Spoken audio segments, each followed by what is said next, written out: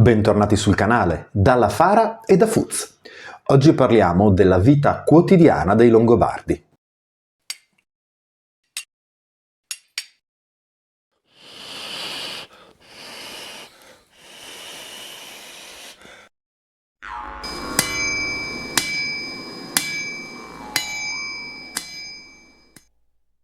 Come sempre, bentornati. Vi invito a iscrivervi al canale e a cliccare sulla campanellina se non l'aveste fatto. Ci aiuta tantissimo e voi sarete aggiornati in tempo reale dei nostri nuovi contenuti. Se poi voleste supportare la Fara in altro modo e in maniera anche un po' più corposa, trovate in descrizione come diventare Patreon o abbonati. L'argomento di oggi nasce dal fatto che le analisi di YouTube ci hanno fatto presente che nell'ultimo mese quasi 1000 nuovi iscritti si sono uniti al canale. Nel corso degli anni noi abbiamo dedicato molti video alla quotidianità del mondo longobardo e quello che ci interessa, essendo un'associazione di ricostruzione, non ci interessano tanto le armature scintillanti o giocare con le spadine. Ci interessa raccontare al pubblico come viveva questa parte della nostra storia. Ecco che però ci siamo accorti dai commenti che, com'è naturale che sia, spesso quando si arriva su un nuovo canale si trovano gli ultimi video ma è difficile andare a ritroso e poi sappiamo benissimo che i primi video fatti durante il periodo del Covid, ad esempio, avevano una qualità audio piuttosto bassa. Allora mi perdoneranno gli abbonati e gli iscritti di vecchia data, oggi dedichiamo un video chiacchierata alle abitudini quotidiane dei Longobardi, sperando di sciogliere qualcuno dei dubbi lasciati nei commenti ultimamente ai nuovi iscritti e magari stimolare nuove domande negli iscritti di vecchia data. L'idea è che sia appunto una chiacchierata fra me e voi, informale, tranquilla, divisa per argomenti. Se poi voleste degli approfondimenti e non li trovaste nei vecchi video del canale, fatecelo sapere.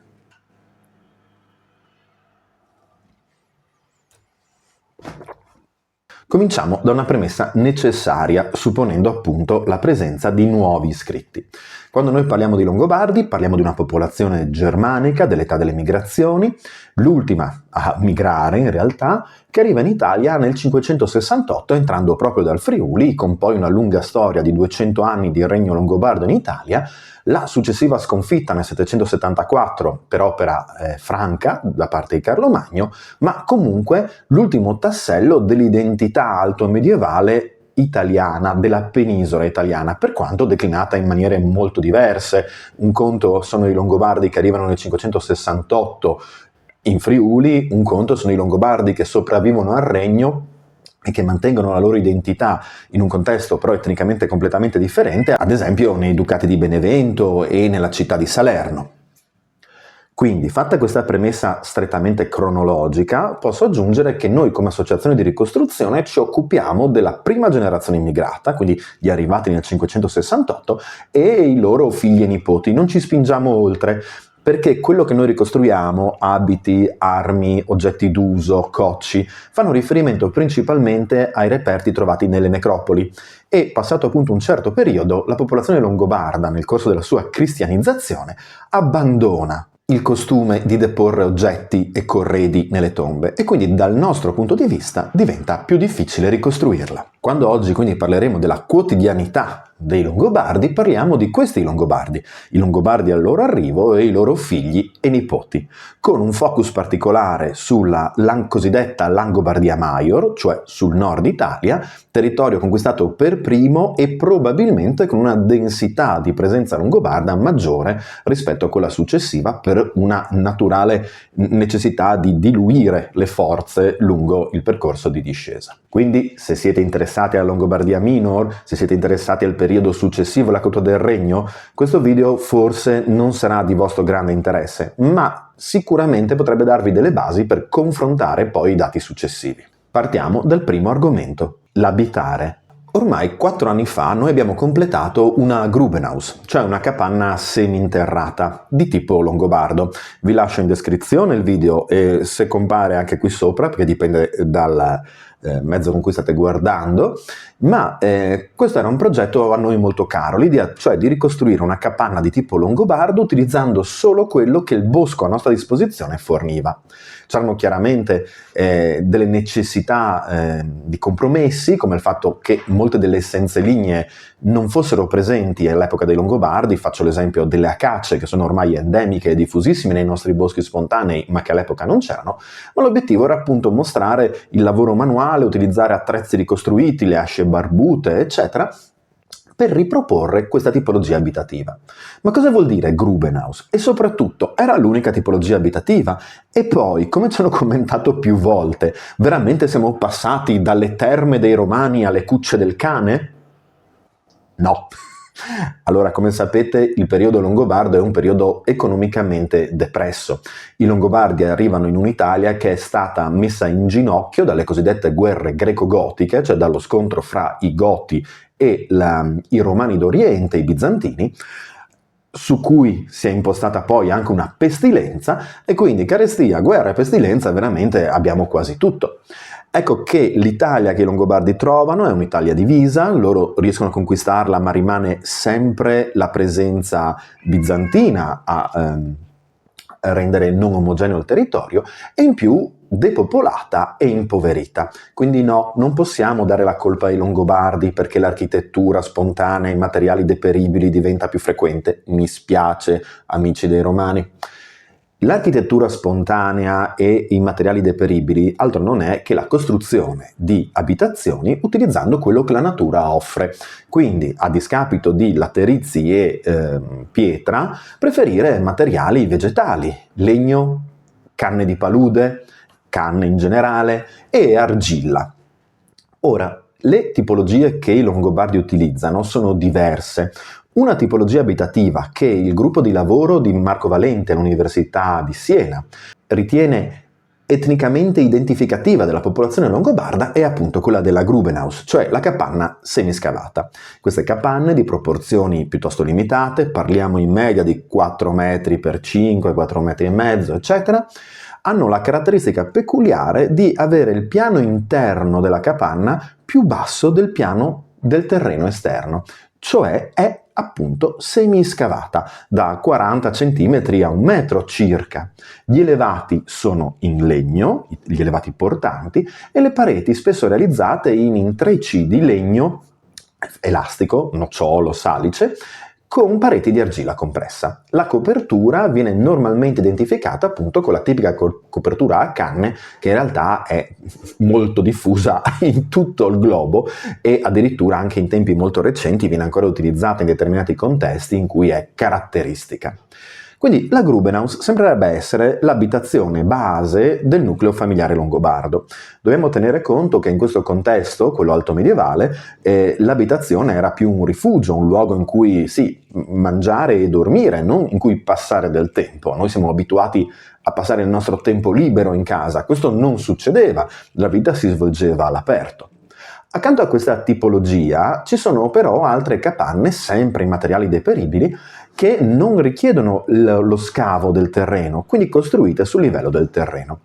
Queste capanne, come la prossima in produzione da parte della Fara, c'è uno short pubblicato ieri di me che isso il primo elemento verticale della futura capanna a livello del terreno, ecco, hanno una struttura molto simile negli elevati a quella della Grubenhaus, in alcuni casi con la presenza però di uno zoccolo in sasso legato con terra oppure con il riuso di strutture precedenti per isolarlo dal terreno, e poi comunque il resto dell'elevato appunto in materiali deperibili, canne e argilla. La principale critica che viene portata avanti da chi vuole vedere per forza la colpa dei Longobardi nel deterioramento della società della penisola italiana, perché no, preferisco non utilizzare il termine italiano in senso anacronistico per la fine del VI secolo, è che appunto si passa dalle terme a questo. In realtà l'architettura in materiali deperibili non è mai sparita, è un'architettura spontanea, tradizionale, che noi possiamo vedere dall'età del bronzo all'età del ferro e che continua ad affiancarsi anche a Roma,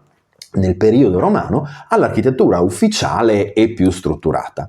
Nel momento in cui quindi viene a cadere la filiera della produzione, ad esempio dei laterizi, la formazione degli specialisti, si torna a lavorare con le capacità, le abilità e le abitudini proprie di una popolazione come era stata quella longobarda, caratterizzata da un movimento migratorio molto lento ma secolare. Anche gli autoctoni producevano capanne a livello del terreno in materiali deperibili. Non era una peculiarità dei Longobardi. La peculiarità sarebbe appunto la presenza della Grubenhaus. Accanto a questo poi si discute della presenza della cosiddetta Longhouse, cioè della casa lunga, la casa del signore, un elemento tipico dell'architettura barbarica che troviamo in tutta Europa. C'è una grande casa che può misurare anche 20 metri di lunghezza e che arriva poi cronologicamente fino all'epoca vichinga nel nord Europa, sempre in materiali deperibili ma molto più grande, e che portava avanti funzioni miste. Poteva essere l'abitazione del signore, ma anche il luogo delle feste, che ricordiamo erano componente fondante dell'identità di queste popolazioni, e anche però dell'amministrazione della legge. Accanto a questo poteva esserci il controllo delle derrate alimentari, quindi il magazzino per le sementi, o addirittura la presenza di animali, visto la struttura così lunga e separabile all'interno con pareti sempre in materiali deperibili.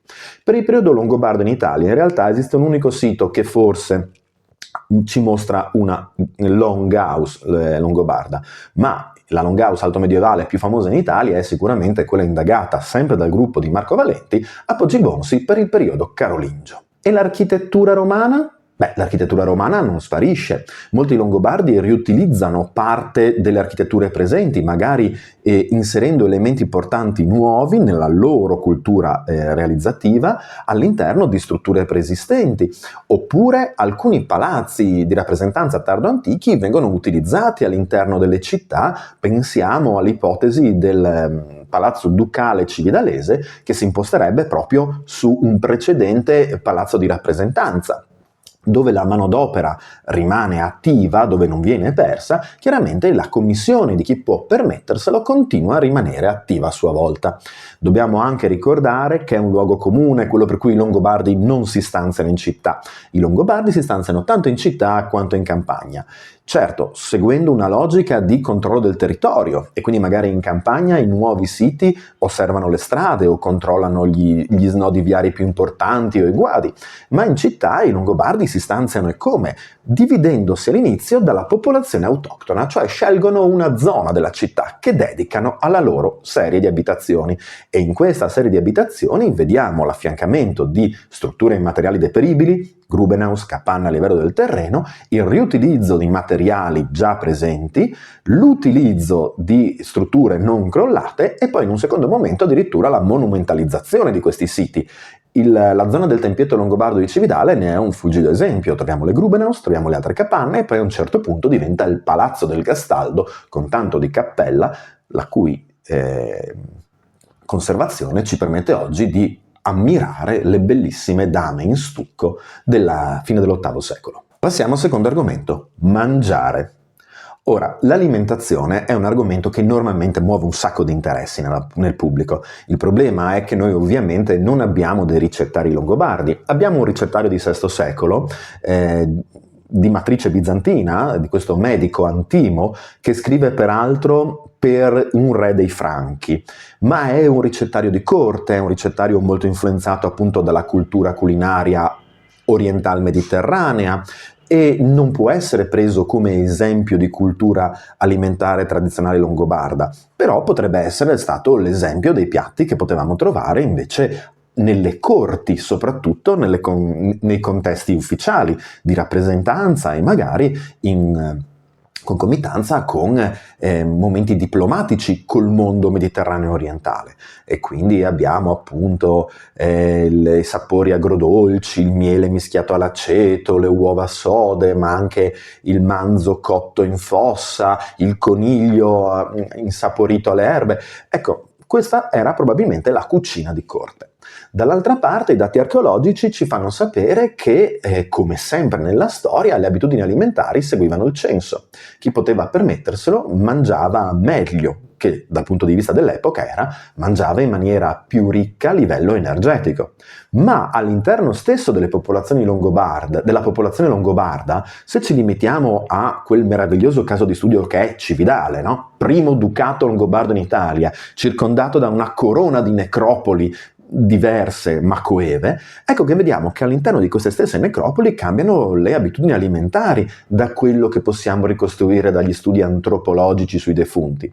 Quindi non sappiamo ovviamente le ricette, ma possiamo trovare una necropoli in cui il consumo di carne rossa è molto forte e un altro in cui invece si preferiscono le granaglie, addirittura il pesce di fiume, e la carne rossa è meno presente per quanto mai assente, a dimostrazione che c'erano anche delle abitudini che forse non erano strettamente legate al censo quanto più al nucleo familiare allargato. Io faccio sempre l'esempio dei piatti tradizionali locali per l'Italia, per noi il fricco ad esempio. Ogni valle, ogni paese, ogni famiglia fa il fricco a modo suo. Le cipolle sì, le cipolle no, più cipolle, meno cipolle. Il formaggio quanto deve essere stagionato, è metà e metà, oppure un terzo e due terzi, eccetera, eccetera. Questo genere di abitudini e di consuetudini non sono possibili da leggere nel dato archeologico, però la differenziazione di queste necropoli ci fa capire che probabilmente c'era anche una matrice legata al nucleo familiare esteso, visto che spesso le necropoli si costruiscono intorno a una coppia originale e alla sua estensione cronologica e familiare. Un termine di paragone molto utile, che dimostra la differenza sia di censo che di cultura alimentare, è quello che spessissimo io porto, cioè San Pietro al Natisone, cittadina ridente all'imbocco delle valli del Natisone, in friulano nota come San Pieri da Esclavons, perché da sempre parlanti dialetti slovenofoni. Ecco che in quel contesto gli abitanti dello stesso periodo della Cividale longobarda, ma non longobardi, non caratterizzati da una cultura militare e quindi in quel contesto non così benestanti, si nutrono più spesso invece di granaglie macinate in maniera grossolana, e la polvere di questa macinatura danneggia lo smalto e gli zuccheri prodotti da queste granaglie causano le carie, cosa che noi non troviamo nelle tombe longobarde di Cividale, non con la stessa presenza statistica. Quindi sì, carni rosse, ma soprattutto risorse locali, le migliori possibili a disposizione del censo più elevato. In uno dei castra citati da Paolo Diacono, quello di Artegna, troviamo addirittura i segni di macellazione sulle ossa di un orso. Quindi è chiaro che siamo in un'epoca in cui il selvatico, l'incolto ha un'importanza anche a livello alimentare che è difficile ricostruire se non abbiamo a disposizione i butti, gli immondezzai dell'epoca. Vestirsi. Abbiamo dedicato più video agli abiti longobardi, ce n'è uno specifico realizzato appositamente per il Museo Archeologico ed Arte della Maremma per la loro mostra di un paio d'anni fa qui sul canale, dove io e Nini, la nostra vicepresidente, mostriamo i nostri abiti e il modo in cui sono costruiti. Ma volendo semplificare, quello che sappiamo del mondo longobardo, del loro vestiario, era che i due tessuti diffusi erano il lino e la lana, che spesso la presenza di lino come strato a contatto con la pelle veniva poi succeduto dalla lana come strato esterno, in un tra l'altro contesto di ottimo isolamento termico. Sono estremamente funzionali questi abiti. Chi ci segue anche fuori dal contesto così dei racconti ci avrà visto in abito storico a -4 nel bosco o nella neve, e questo isolamento funziona molto bene col freddo, ma se il clima non è particolarmente umido funziona molto bene anche col caldo. L'abbiamo testato a Benevento con temperature sopra i 30 gradi, eppure l'isolamento permetteva di mantenere entrambi gli strati. I maschi portavano braghe, le femmine abiti più lunghi. Le braghe dovevano essere di lana, secondo i paragoni con quello che abbiamo del resto d'Europa, perché non abbiamo niente di longobardo ben conservato, e secondo Paolo Diacono, che descrive l'abito tradizionale dei longobardi al loro arrivo in Italia, dovevano portare fasce di lana bianche alle gambe e scarpe aperte fino all'alluce, che noi abbiamo interpretato come le tipiche scarpe a fiore che dall'età del ferro fino al VI-VII secolo sono molto diffuse. Successivamente dovranno poi aggiungersi le cosiddette turn shoe, cioè le scarpe fatte in un unico pezzo, cucite e poi ribaltate, e poi successivamente ovviamente la questione delle calzature si evolve come tutta la cultura europea. Possiamo dare per certo la presenza di mantelli, che per l'epoca non erano mantelli rotondi o semirotondi, ma mantelli quadrati, posti su una spalla, fermati con una fibula per i maschi, in modo da lasciare libero l'accesso all'arma principale e quindi a poterla sguainare. E possiamo immaginare una grande presenza di colori, perché essendo una società che mostra la ricchezza, che ostenta la ricchezza, chi poteva permetterselo utilizzava abiti molto colorati, perché era una dimostrazione appunto di questa ricchezza. Ma non dobbiamo immaginarci un mondo nero e bianco, come ad esempio nella serie Vikings, ciao Zelda, quindi niente motari alto-medievali, ma piuttosto la presenza di colori o più sbiaditi, quindi magari il primo bagno di blu veniva riservato a chi aveva le risorse economiche per permetterselo, e poi i bagni gradualmente più sbiaditi venivano poi destinati a chi invece aveva meno risorse economiche. Ma c'erano anche tinte che erano più facili da ottenere. Il marrone dal mallo di noce, ad esempio, è molto facile e molto efficiente. La mia tunica da lavoro, quella che uso nel bosco, nel corto di cui vi parlavo, registrato appunto sabato mattina, è completamente tinta in mallo di noce. Come vedete è un marrone molto acceso, nonostante io ormai la utilizzi da un paio d'anni. Artigianato. L'artigianato ovviamente è una delle componenti fondamentali di una cultura, ci fa capire quali siano i suoi campi di maggior specializzazione, quali siano i ruoli sociali dei lavoratori, e per il mondo longobardo l'artigianato per eccellenza è quello metallurgico, orefici e fabbri. Degli orefici abbiamo parlato in relazione alla moda femminile, quindi alla presenza ad esempio delle fibule a S, delle fibule a staffa, vi rimando ai video dedicati, ma anche delle decorazioni per gli elementi del cavallo. Il logo stesso del Museo di Cividale trae origine da questo, cioè da una bellissima decorazione a sbalzo di un cavallo e un cavaliere. Questo tipo di meravigliosa lavorazione ottenuto attraverso un modano in materiale duro su cui viene martellato il metallo prezioso viene chiamato in letteratura pressbleck ed è diffuso in tutto il mondo germanico e va appunto dalle decorazioni longobarde in Italia agli elmi di stile Wendel in Inghilterra, agli elmi propriamente Wendel in Scandinavia. Quindi veramente una koiné metallurgica europea. Koiné metallurgica europea che è stata sottolineata con grande competenza dagli studi di Vasco La Salvia, archeologo dell'Università di Chieti, in particolare in relazione alla realizzazione delle lame. Le tecniche di produzione delle spade in pseudo damasco, quindi con più acciai, saldati assieme per martellatura, ritorti, e su cui sempre per martellatura veniva saldato all'esterno la presenza di un filo nell'acciaio migliore a disposizione del fabbro, è un quasi standard, perché parliamo di un'epoca senza ovviamente standard, in tutto il mondo germanico. E le spade longobarde non fanno eccezione, rendendole quindi degli apici della cultura metallurgica dell'epoca, dimostrando la comprensione tanto del combustibile quanto del metallo, certo in maniera empirica, non c'erano i manuali di fisica a spiegare cos'era l'acciaio e cos'era il ferro, quale ferro avesse una proprietà e quale un'altra, ma nella loro conoscenza tramandata generazionalmente attraverso la pratica continua, i fabbri germanici e quindi anche quelli longobardi raggiungono degli apici di funzionalità e anche di meravigliosa resa estetica di questi intrecci di acciaio che poi non verrà più raggiunta fino alle tecniche diverse e successive. Accanto a questo tipo di artigianato esistono poi gli artigianati di altri materiali, pensiamo all'artigianato dell'osso, che a noi moderni sfugge un pochino, ma che in realtà per molti degli elementi più minuti sostituiva quella che noi oggi faremo in plastica, e quindi pettini, dadi da gioco, pedine da gioco, elementi decorativi, tutti realizzati in osso, e quindi la lavorazione dell'osso a partire dall'animale macellato, la sua pulizia, la sua incisione e decorazione, l'assemblaggio dei pezzi, a dimostrazione quindi che in un contesto di artigianato minuto, in cui non era necessaria quindi una filiera molto lunga, bastava la manualità e la capacità dell'artigiano detentore di una sapienza che gli arrivava appunto di generazione in generazione, i Longobardi, come le altre popolazioni germaniche, non erano secondi a nessuno.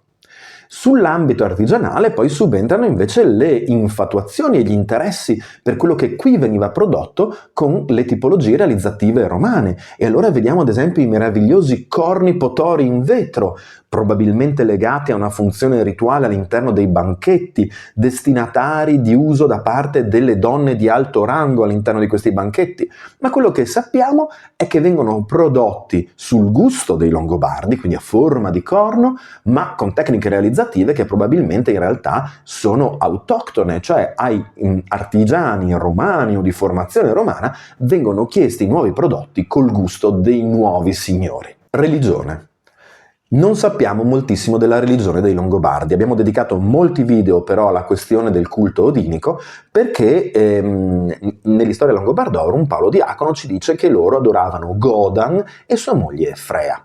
Godan è la stessa divinità che i sassoni chiamano Wodan e da un punto di vista archetipico mantiene la stessa radice che poi darà origine all'Odino scandinavo. Quindi nella loro fase pre-cristiana i Longobardi dovevano sicuramente aderire a un culto di tipo tradizionale indoeuropeo germanico. Non sappiamo se avessero rituali definiti, se avessero zone di culto, perché al momento del loro arrivo in Italia la cristianizzazione è già in progressione, in maniera lenta, legata principalmente alle élite e attraverso l'eresia ariana, quindi non completamente accettata dal mondo mediterraneo ormai, ma comunque in una fase successiva che fa in modo che non ci siano arrivate fonti scritte e che anche i miti, poche leggende che Paolo Diacono ci tramanda siano definite ridicolissime fabule. Possiamo però appunto supporne un tipo di credenza di origine germanica. Nello stanziarsi nella penisola questo tipo di credenza deve essersi ovviamente mischiato col substrato locale, che ricordiamo la cristianizzazione non è un processo lineare, è un processo a macchia di leopardo con andata e ritorno e che ha lasciato uno strato molto grosso di credenze che vengono cristianizzate ma che sono molto più antiche. E quindi le due cose devono essersi a un certo punto amalgamate, mentre parallelamente progrediva la cristianizzazione de facto della popolazione longobarda, quindi prima attraverso l'arianesimo nell'elite, poi un arianesimo più spalmato, un avvicinarsi al cattolicesimo, normalmente viene citata Teodolinda come regina che converte al cattolicesimo i Longobardi, anche se in realtà Teodolinda apparteneva a una visione della religione che, per quanto non fosse un'eresia più ariana, era il cosiddetto scisma tricapitolino, quindi non era perfettamente in linea col cattolicesimo romano, ma è un primo passaggio che poi porterà appunto all'acquisizione del cattolicesimo romano da parte dei Longobardi in genere e quindi anche alla loro assimilazione religiosa col substrato presente ormai in Italia. La morte. Cosa c'entra la morte con la vita quotidiana? Beh, intanto ne è il termine per tutti noi. E poi, come accennavamo all'inizio del video, buona parte delle informazioni che noi abbiamo sulla quotidianità dei Longobardi, cosa mangiassero, come si vestissero, quali fossero le loro capacità artigianali nel mondo metallurgico, ci arrivano proprio dal mondo delle sepolture. Quando i Longobardi arrivano in Italia, abbiamo appena detto nella spezzone precedente, sono ancora in buona parte pagani nei modi e nelle credenze. E questo si vede anche nelle sepolture. Le sepolture portano con sé corredi interi, abiti, armi, gioielli, dipende appunto dal genere dell'inumato.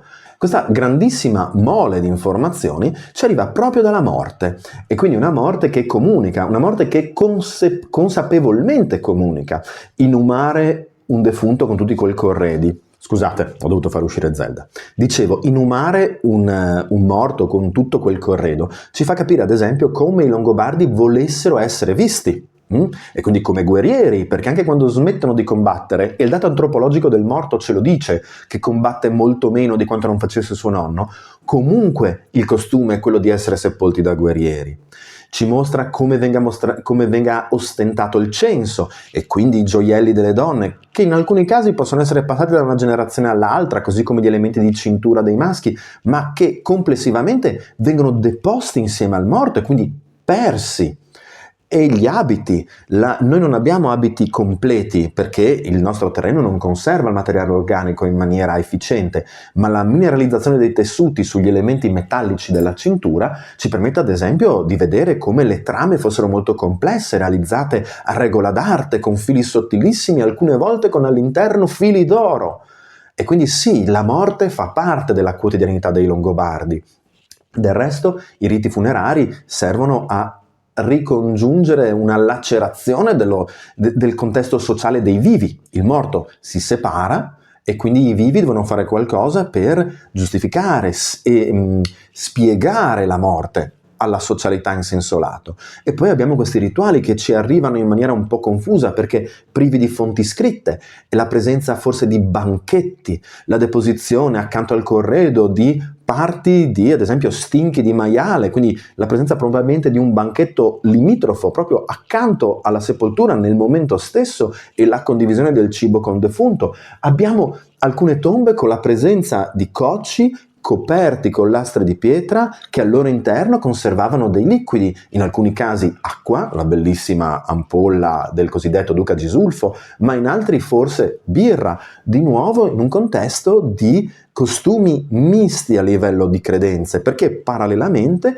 mentre tutto questo succede, sul velo che copre il viso dei defunti cominciano a essere cucite delle crocette auree, realizzate con quella tecnica press black di cui parlavamo prima, che al loro interno mantengono la ovvia radice cristiana della croce, ma con motivi decorativi zoomorfi e antropomorfi legati ancora all'immaginario germanico pagano. Bene, questo voleva essere un video introduttivo, un video di ripasso per chi ci segue da tanto tempo e un video per far capire di cosa parliamo qui sul canale. Spero di aver divertito i nuovi iscritti, spero che i vecchi iscritti abbiano apprezzato il ripasso. Non vuole essere un video esaustivo, non lo può essere, ma fateci sapere nei commenti quali altri aspetti della quotidianità dei Longobardi vorreste conoscere meglio. Alla prossima e mandi!